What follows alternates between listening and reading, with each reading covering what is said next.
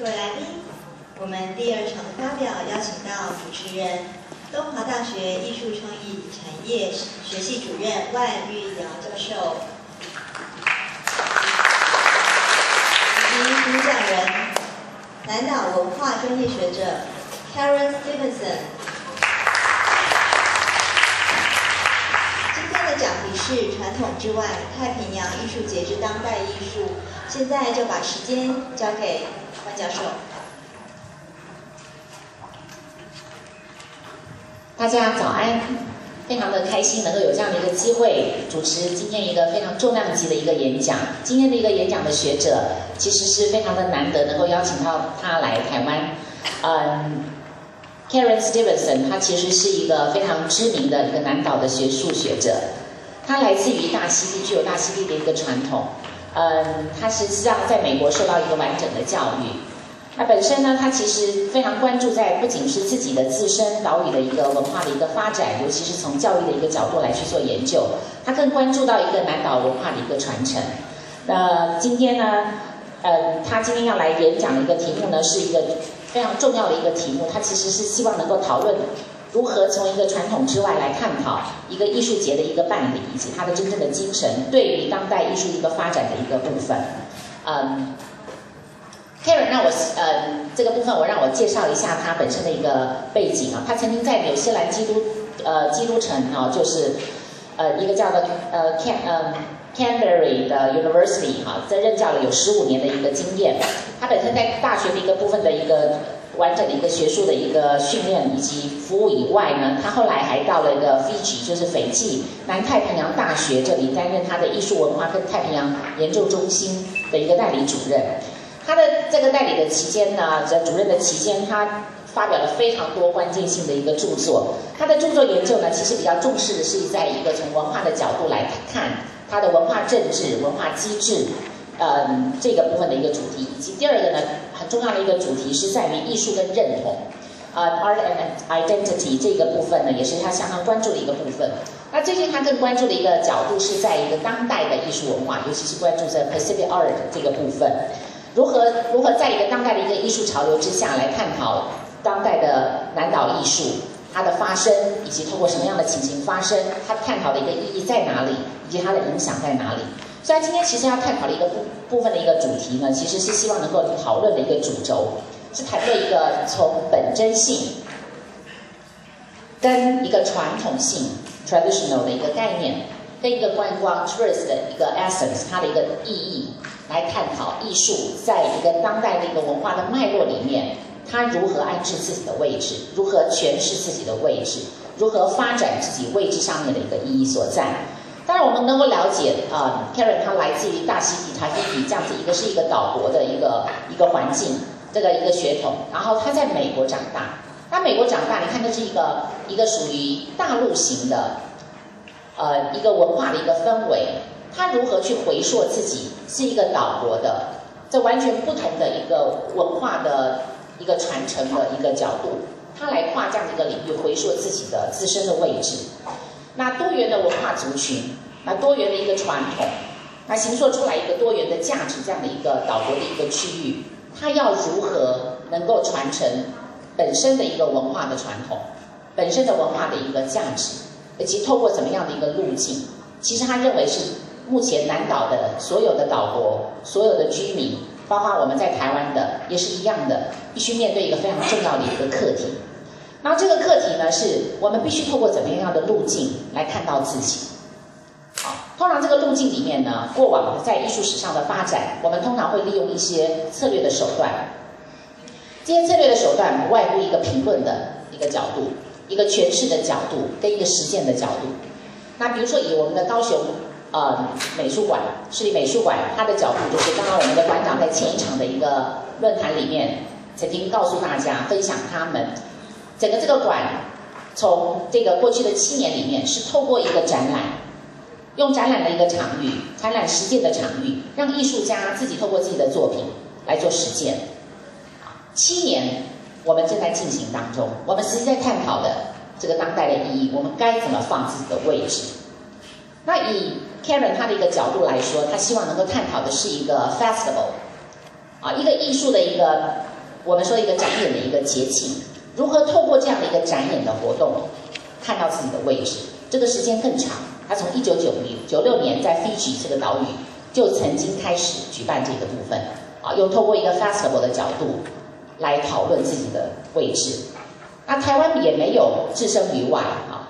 据我昨天跟 Karen 有一点聊天的时候，他曾经提到，就是我们台湾实际上有参与，那时候是达悟族曾经透过官方的一个角度派遣了我们达悟族的同胞们到 Fiji 这边也去参加了一些他们自己的 festival， 不是在 Fiji， 在另外一个岛屿 Paro。然后他在那边的岛屿参与的过程里面，也当然会让原本的这个 festival， 它的主办的单位以及参与的当地的族群们，他们也会觉得蛮有趣味的。台湾加入了有什么样的影响？所以同样的意思也是说，这个岛屿的一个文化，其实必须是一个多荣并购的。这个多荣并购的角色呢，他必须要一直不断的面对一些议题，就是到底我是谁，我从哪里来，好，我该往何处去，以及你是谁，你到底从哪里来，那你又会去哪里？你这个来去之间对我们的影响在哪里？所以这样的一个论坛的一个形式，会是 Karen 他希望今天来跟大家来探讨的。我们该怎么去定位这个？难道传统就应该是所有的一切吗？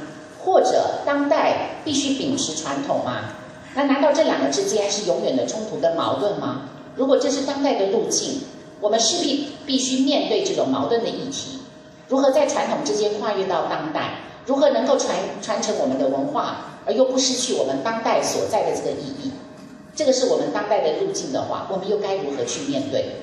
所以今天我想抛出这样的议题是非常重要，请大家关注 Karen 这一篇非常重量级的文章，是在于他以一个 inner 的角度 ，insider 的角度，一个内部的观点，希望能够去检视一个 festival 的一个进行跟主轴，会不会有可能可以有更多元的可能性？我们该如何检视这一些对我们来讲非常 critical 非常具有挑战性的议题？那我们是不是能以热烈的掌声 ，Please welcome our distinguished keynote speaker and very good scholar, Stevenson.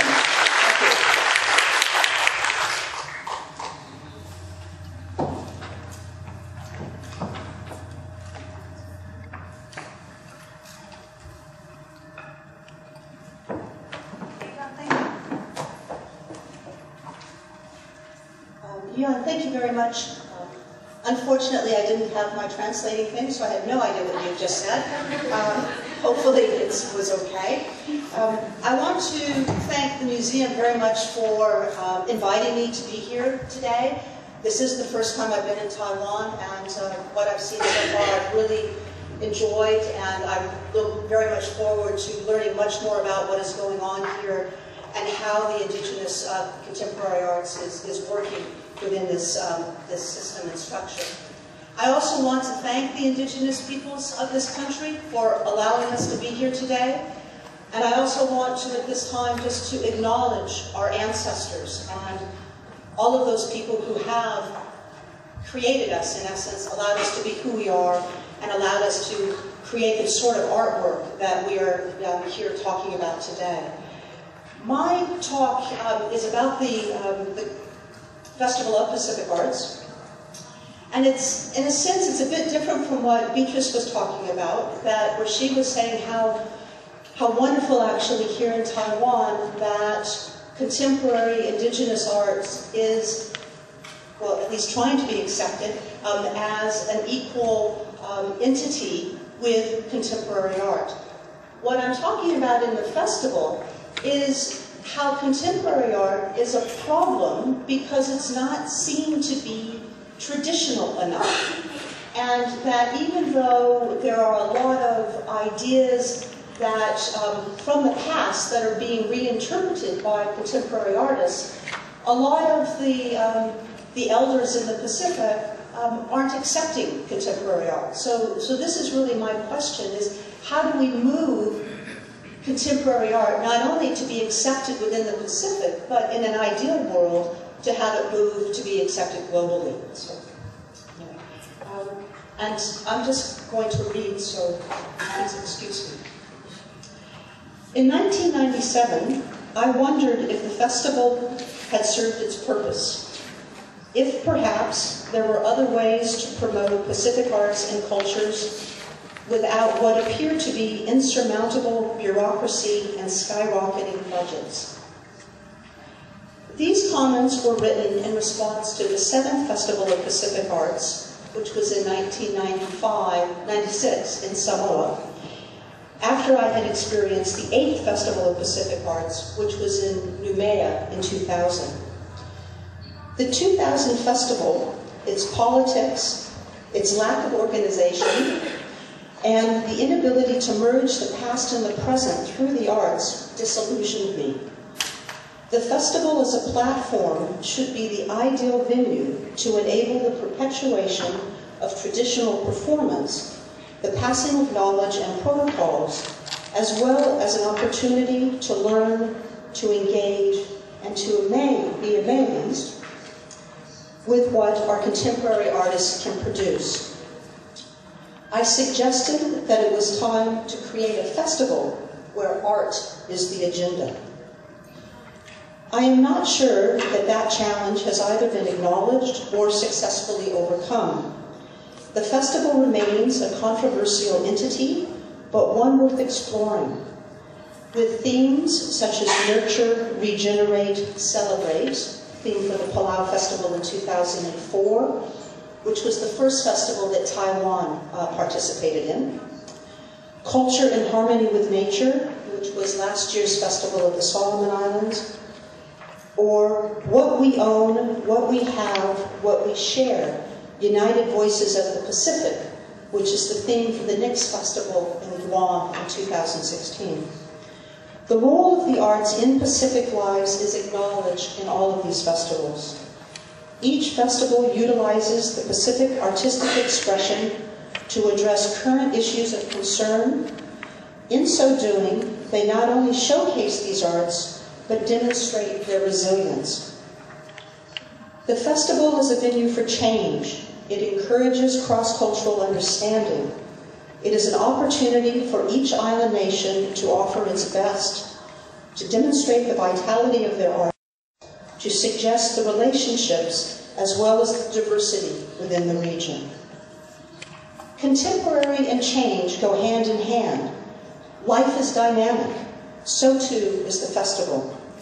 In this essay, I would like to focus on the incorporation of contemporary art into the festival and why this seemingly has been so difficult and not inevitable. Clearly, there is good intent, but what is letting us down? The simplicity of this question belies the nuances that contribute to its complexity. However, I will attempt to answer this question by offering a brief overview of the festival and question why contemporary art production seems to be at odds with the rest of the Pacific's cultural heritage. Hopefully, this forum will enable discussion to not only resolve some of the issues at hand, but to also address these concerns and enable the festival to move beyond tradition. The Festival of Pacific Arts was first conceived as a venue to preserve the Pacific's artistic and cultural traditions. The first festival was held in Fiji in 1972, and its focus was on dance, music, architecture, and craft, not art. In the brochure for that event, it stated, "We hope that this festival will not only encourage the preservation of the best of Pacific Island culture, but that it will also serve to reestablish much that is in danger of being lost." What was not considered, here traditional art, sorry. What was not considered was an expression of artistic creativity that was just beginning to surface in the region, contemporary Pacific art. The festival focused its energies on the preservation of the past, ensuring the Pacific's cultural heritage remained a significant presence in both the present and the future. The original organizing committee believed that the Pacific region was in danger of losing its traditional art forms, and therefore determined to highlight those cultural values inherent and important to Pacific communities. Just as festival guidelines have developed and diversified over the past 40 years, so too have the activities and events of each festival. The host nation chooses which events they want to highlight, what their specific theme will be. Traditional performance has always dominated the festival, yet a range of activities has added to the festival's excitement. I'm sorry, let me go back.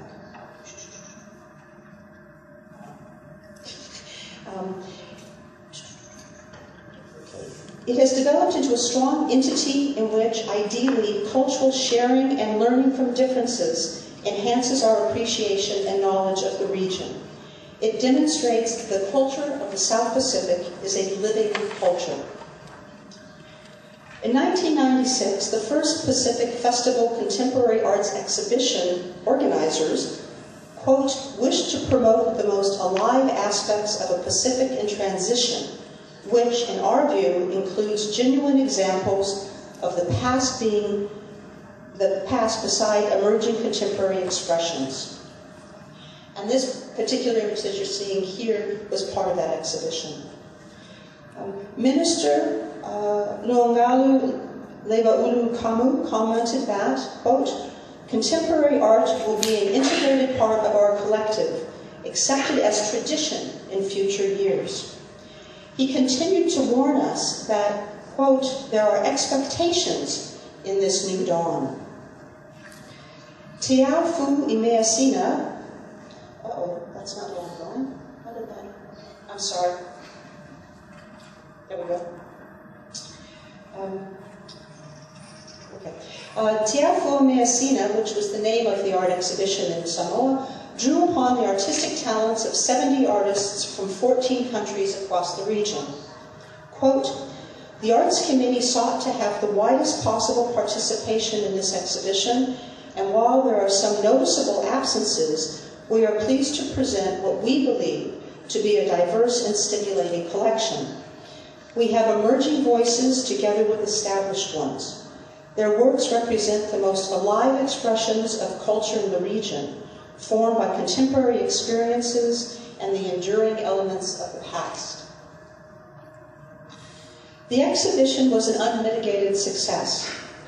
Part of the success stemmed from the unique experience that the exhibition offered, as well as the artistic intellectual debate that this exhibition inspired. A catalog also accompanied the exhibition. Samoa's arts community was asserting its position, indicating the status we give to contemporary arts. There were some real issues that surfaced during the festival, yet the exhibition set a precedent and bar that would be difficult to match. I believe that it worked because it was the first. For many viewers, the first time that they engaged with contemporary Pacific art. It was also organized by a professional artistic educator with the aid of an international committee. This professionalism came through in both the conceptualization and design of the exhibition. I commented at the time that, quote, the issue is no longer one of reestablishing what is in danger of being lost, but how to interpret and harness the energy of the arts as they approach a new millennium. A clear shift in the present and future of Pacific arts was seen, and the festival was the platform. This exhibition and the debate surrounding it aided considerably in addressing other academic debates engaged in by Western scholars. Prior to the new millennium, many in the West believed that if art was produced with Western materials, then it was not Pacific. Also, if it was not authentic, if it did not look like the traditional arts of the Pacific,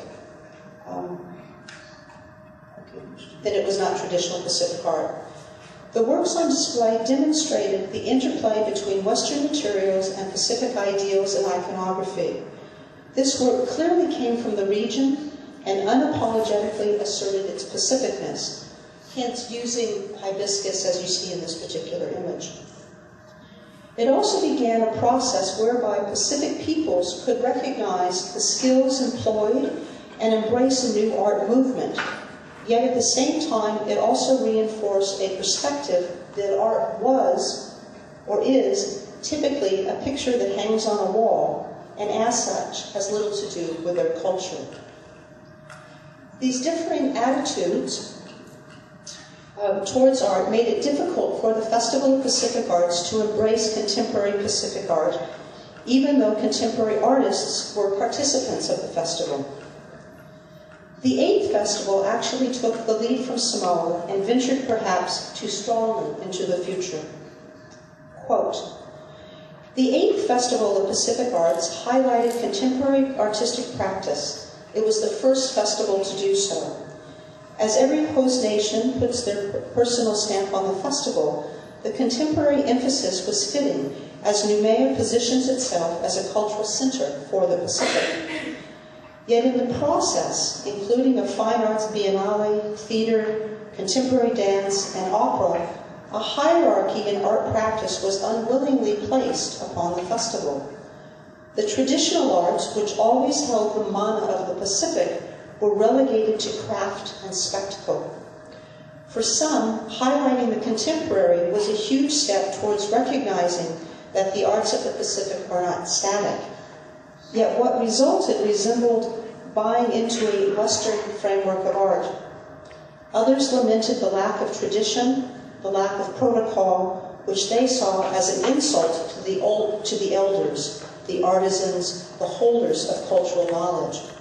And so you can see that there's a huge rift between the traditional at the festival and the contemporary.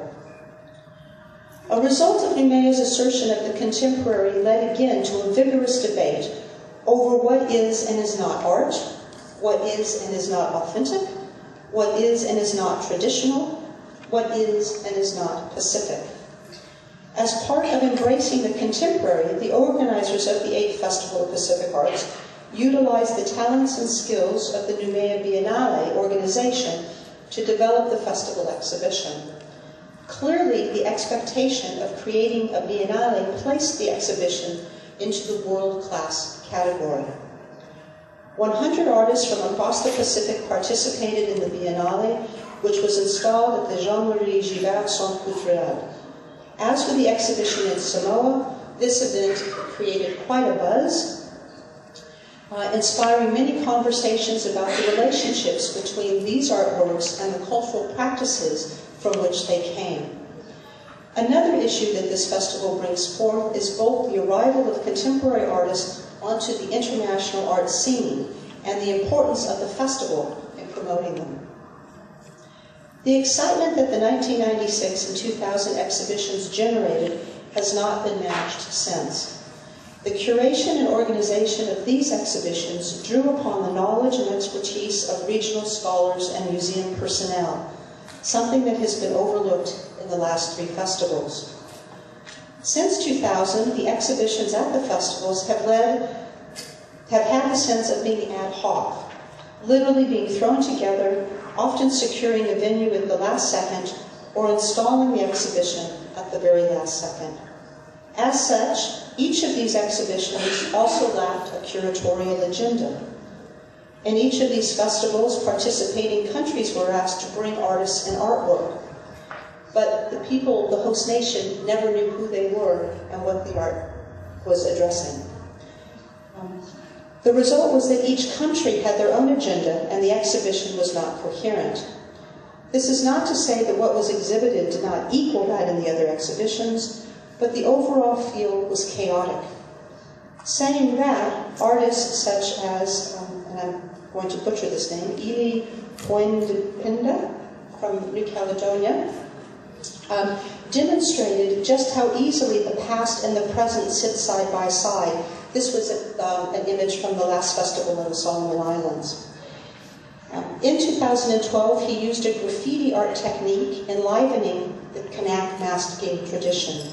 The image suggests, to me, a ghost-like appearance, as if the ancestral past is coming back to life. Or perhaps it has. This brief overview has demonstrated that a coherent, consolidated effort is necessary to successfully incorporate contemporary arts into the festival. Having said that, these exhibitions have also had their critics. Unfortunately, what should be a seamless and inevitable occurrence isn't. But why?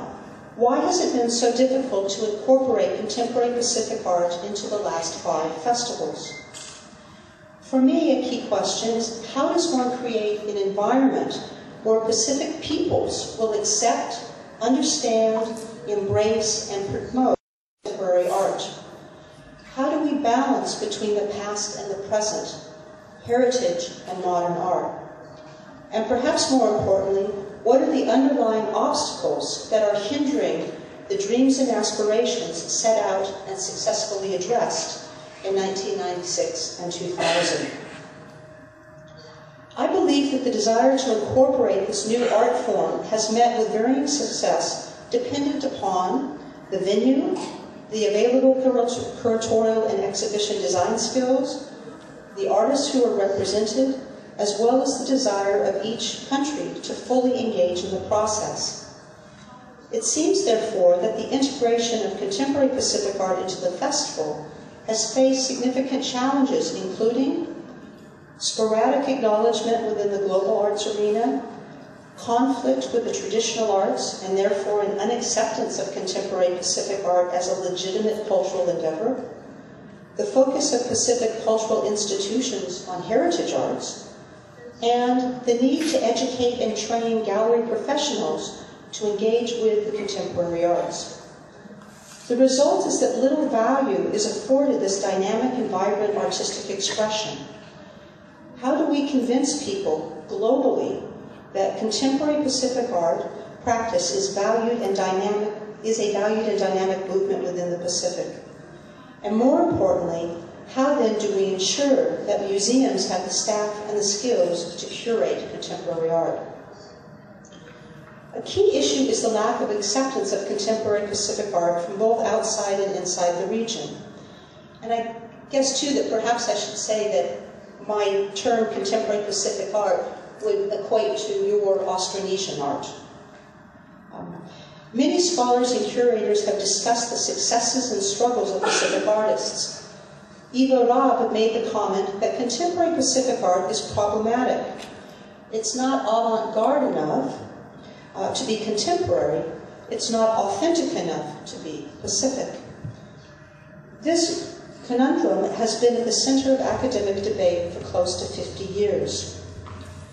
Heidi Geismer had suggested that making art thus becomes a careful accomplishment, to be indigenous but not too traditional, to be contemporary but not to lose touch with the local corpus of objects and images.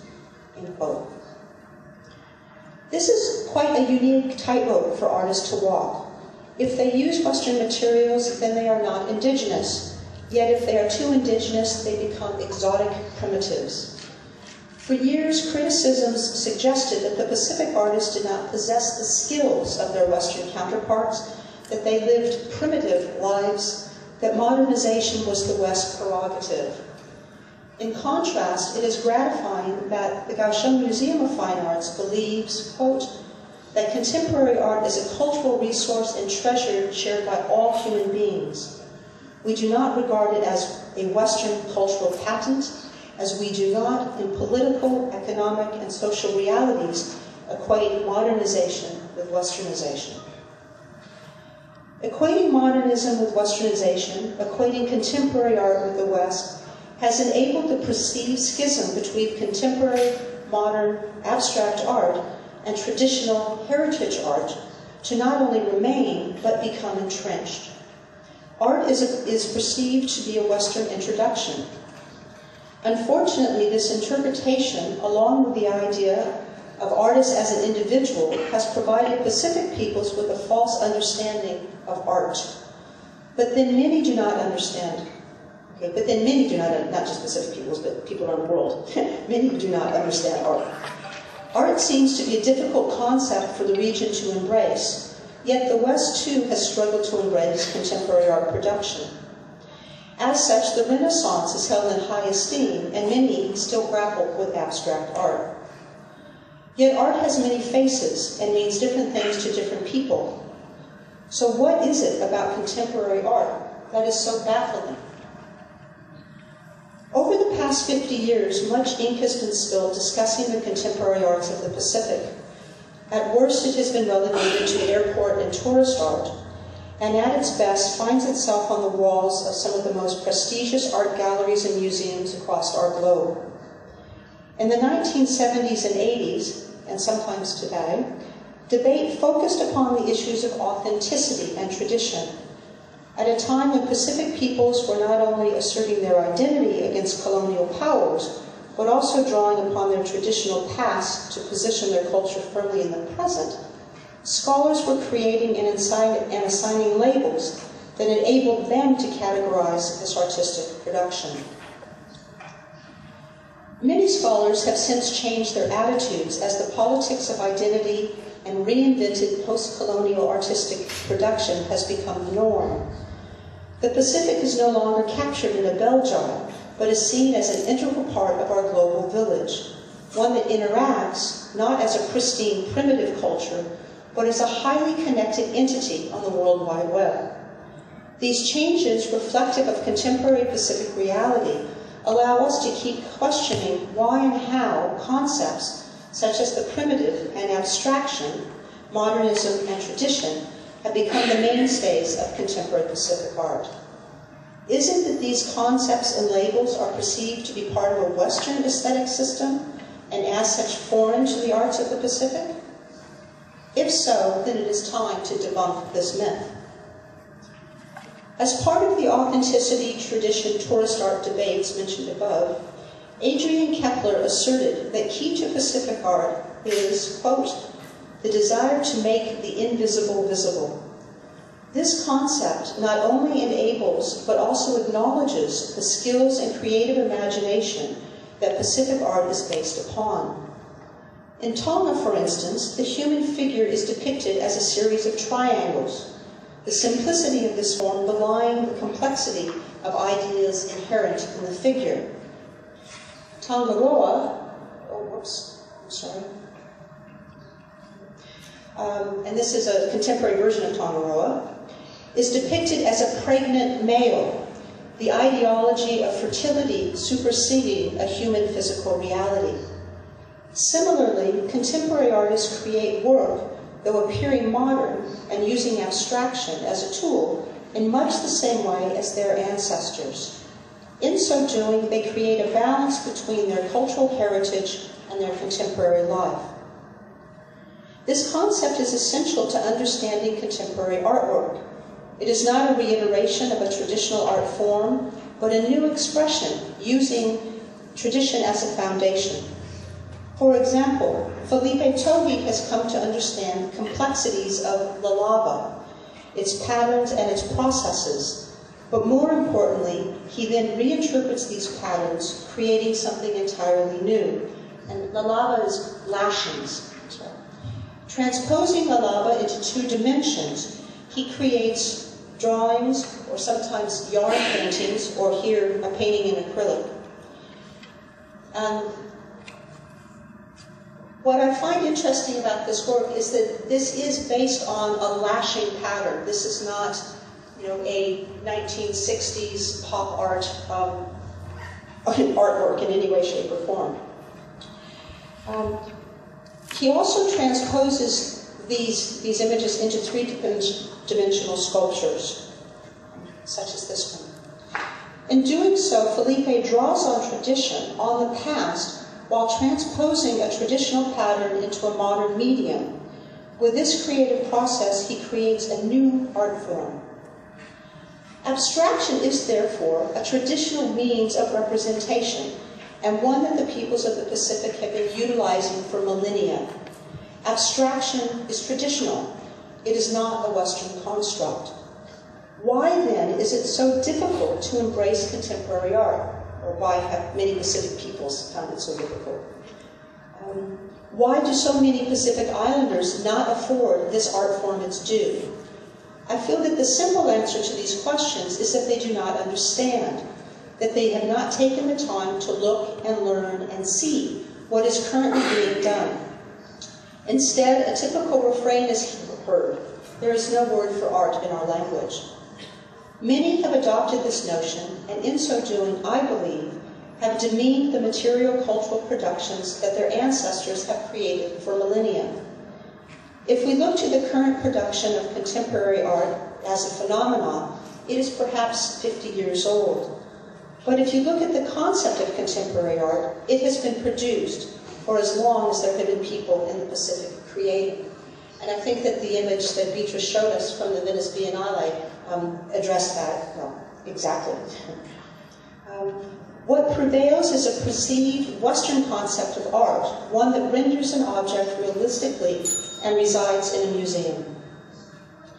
There are other underlying factors that hinder this acceptance. When I was in Fiji, I was told that contemporary artists are self-serving, that they do not create in a traditional manner. This belief came from the concept of an artist as an individual, one who works alone in his studio. The gentleman believed that this was contrary to the Pacific way, and as such had no desire to engage with it. As identities are being asserted and traditions are reenacted, could the resistance come from a reference to the past, a past that many have redefined? Or is it the juxtaposition, the disconnect between adhering to one's traditional cultural heritage, a heritage that has been modified by the colonial era, as well as a love-hate relationship with the West? Does contemporary Pacific art represent, in fact, all that many refute as they embrace tradition? How do we get to the crux of the matter? How do we move forward? Opportunities to witness these expressions firsthand provide the viewer the chance to engage with and better appreciate the skill and artistry embodied in contemporary Pacific art. It is a unique experience as well, in that most contemporary Pacific art reflects social realities that draw upon the traditional past as well as provide a context for our future. Its boldness and dynamism, its difference, captures our imagination. The festival as a venue is the perfect opportunity to showcase the best of Pacific art and also engage and educate a primarily Pacific audience. As such, we need the festival to provide the venue to ignite our imaginations, to enable us to acknowledge how contemporary artists integrate their cultural heritage into new media, articulating their ideas and concerns. The festival can also create new traditions of visiting and becoming involved in art exhibitions, of welcoming artistic debate, and of promoting our arts on the global stage. But does the festival have the desire, the venues, and the personnel to do so? Venues are a huge question. Many island nations have increased their arts infrastructure, enhancing and building new cultural venues.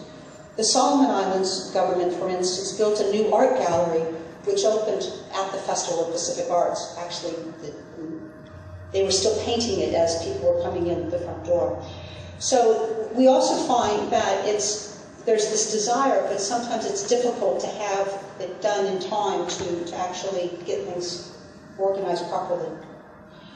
In reality, though, the museums of the Pacific focus on heritage arts, as that is what constitutes the majority of their collections. Museum personnel work with limited resources and focus their energies on preserving their country's artistic cultural traditions. There is little interest in the contemporary, as these professionals are overwhelmed with maintaining, preserving, and documenting the past. As such, there is an ambivalence toward contemporary art. It is as if there is not enough room or energy at the festival to promote both the past and the present. In Noumea, the contemporary arts took center stage. Perhaps the old belief that losing one's heritage initiated the jealousy that followed. In truth, it is as if our elders have bought into the West's arguments surrounding art and authenticity. If we use the term contemporary to acknowledge a time frame, then all arts at the festival are contemporary art, and all arts draw upon the cultural heritage of its producers. Yet it is not the scenario surrounding contemporary Pacific art. This term defines an entity, a movement, a phenomenon that includes the utilization of non-traditional materials. In that our artists are now trained and incorporate new technologies in their artwork, so too must we train our museum professionals. The creation of exhibitions, their design, and the accompanying didactic information, though similar in intent to historical exhibitions, is not constructed in the same manner. The questions that one asks and addresses are also different. The skill base is different. As such, we are faced with the need to address these issues and look for solutions that will enable the festival to become more than tradition. This is not a simple task. Misconceptions about art, the inability to welcome and value contemporary Pacific art, the lack of appropriate venues, and the need to enhance the skills of gallery workers create obstacles that are not easy to overcome. And unfortunately, these are not the only issues at hand. There was always the need for additional funding, as well as for the need to create sustainable markets and programs. I'm almost there. Another essential task necessary to support contemporary Pacific art is the ability to create and grow sustainable markets, providing access to international markets that offer the potential to expand and diversify audiences, to extend the life of a work. A fairly naive view was expressed by Epele Haofa, who commented that we set the rules. We are not interested in imitating Western art. We are not interested in externally generated definitions. We can create to the standard we set for ourselves. On the one hand, Haofa acknowledged the artist's need to create for himself, yet he did not acknowledge the international art market, its desires and complexities. The ambiguities and nuances of this knowledge must also be learned. International success provides recognition which invokes local pride and support. This in turn can create understanding and the ability for the region to value its arts. Okay, my slides are completely off. Viewing the progress of the contemporary Pacific art movement from within the region, from the metropolitan Pacific and from the West, it is clear that the issues are complex.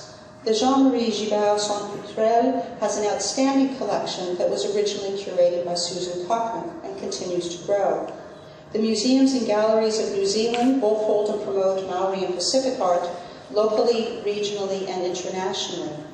The Queensland Art Gallery has developed the APT, and over the past 20 years, and the Kaohsiung Museum of Fine Arts is developing an Austronesian arts collection and program. Clearly, people in the region understand and believe in contemporary Pacific art. Perhaps the real question is how can we ensure the Festival of Pacific Art successfully incorporates contemporary visual art, that it becomes the region's Venice Biennale. To do this, we need to support the training and development of gallery personnel who possess the skills and desires to push contemporary Pacific art onto the global stage. With this knowledge in hand, they can work in alignment with the festival organizers to integrate the past and the present, allowing all of the festival participants and arts to flourish. As the festival provides the venue for the perpetuation of heritage arts, so too can it sustain the contemporary. It can become the international platform for Pacific arts, as well as the opportunity for the people of the Pacific to view exceptional, internationally recognized arts. In this way, the festival will reinforce its original concerns and demonstrate that the cultures of the Pacific are indeed living culture. The festival has the ability, therefore, to shift the past into the present and move Pacific art beyond tradition. Thank you.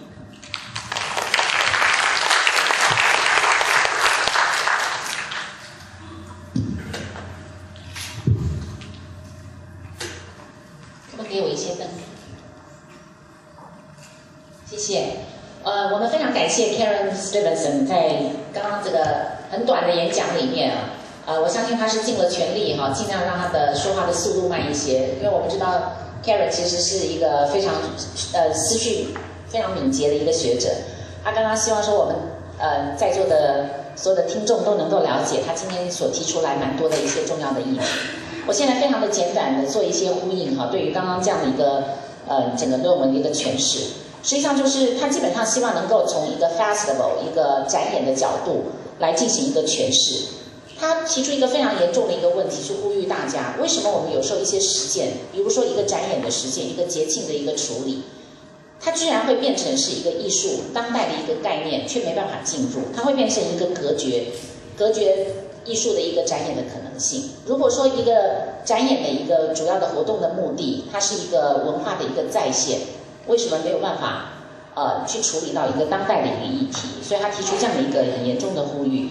那还有第二点，他提出另外一个呼吁是说，为什么反而我们当代的一个艺术，居然会跟一个 festival， 比如说以他今天来讨论这样的一个主题，就是 Pacific Art Festival， 它会有一些距离。那距离产生的这个问题到底是何在？那当然我们就会回约到我们过往在谈到的所谓我们的 modern art， 我们的 fine art， 我们所谓的精致艺术，我们所谓的艺术，它整个的在一个论述的一个主轴上，在一个时间轴向上，往往会针对的一些议题，比如说包括 primitive 原始，包括 traditional， 包括所谓的传统的这样的一个概念，相对应一个 modern 我们现代的以及 innovational 就比较能够创新的这几个议题的一种二元的一个相异的论述呢？为什么它始终是一个对应的，而不是能够整合的？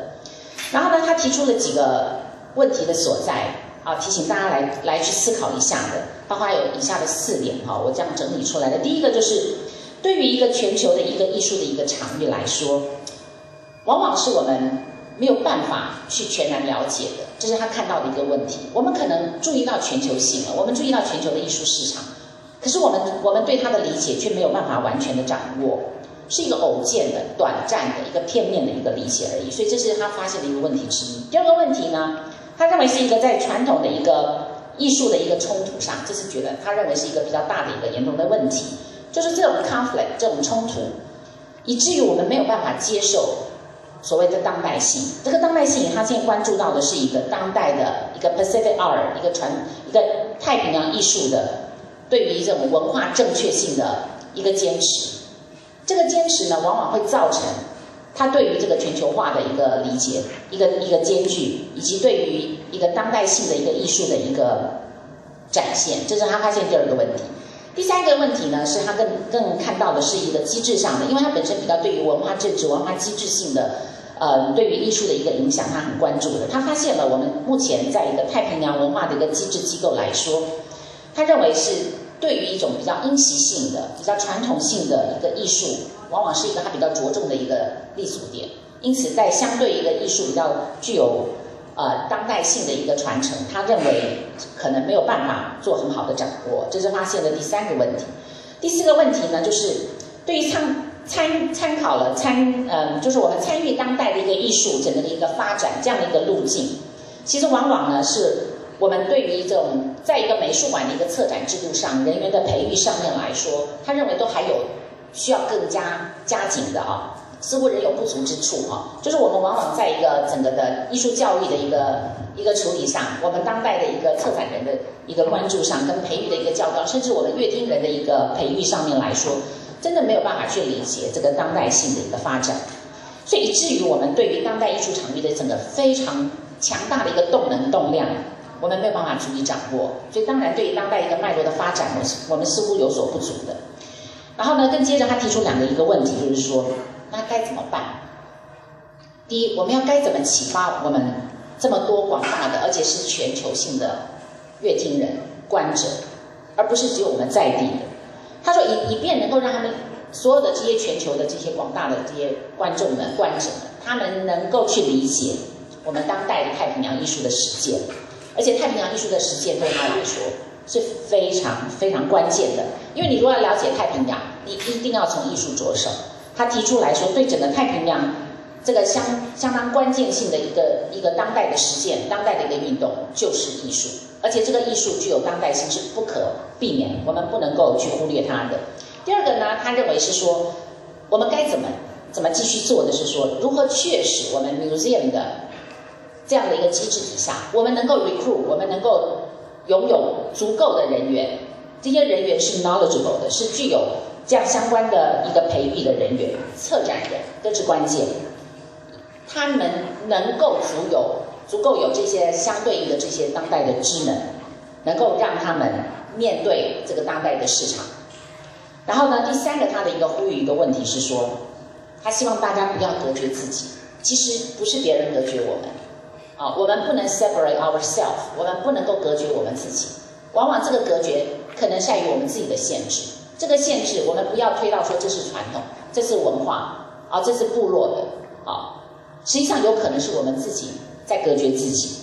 所以因此呢，在这个在地化、区域化，一直到一个全球化的一个整个这个路径，我们要如何扩大跟吸纳我们来自于我们太平洋文化圈自己内部的跟外部的这样的所有的 artist， 所有的艺术创作者，所有的观者，还有所有的这些学者、策展人，都必须要去接纳当代太平洋的艺术这样子的一个立足点，它的位置，我们必须去正视它。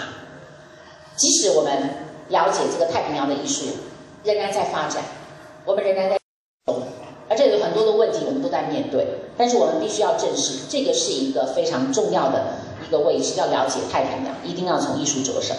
第二个呢，我觉得是从做一个总结是如果说我们有一个时间的向度，这个时间的走向，我们的历史的发展，然后我们有一个空间的广度跟向度，是一个横的切面。其实关键是在于我们要理解我们当代的所在，就是 Karen 今天想要提出的，我们当代的所在在哪里？如果艺术是我们关切的，其实应该回归到当代的心态，你的 mindset 在哪里，以及当代的视野，你的 viewpoint 在哪里，然后才能找到你当代的价值，那个 contemporary 真的对你最在乎的那个 value system 是什么？如果能够把这些做掌握了以后，你当然自然能够回归到找到你的当代的居所。这样子，我们的艺术、我们的文化永远不会是它是两个轴端，它是一个二元化的意识，而是相融合的一个整体。而这个整体才能真正拥有它的 dynamic， 就是它的真正具有强大动能的力量。所以这个其实是我们自己的事 ，never separate ourselves。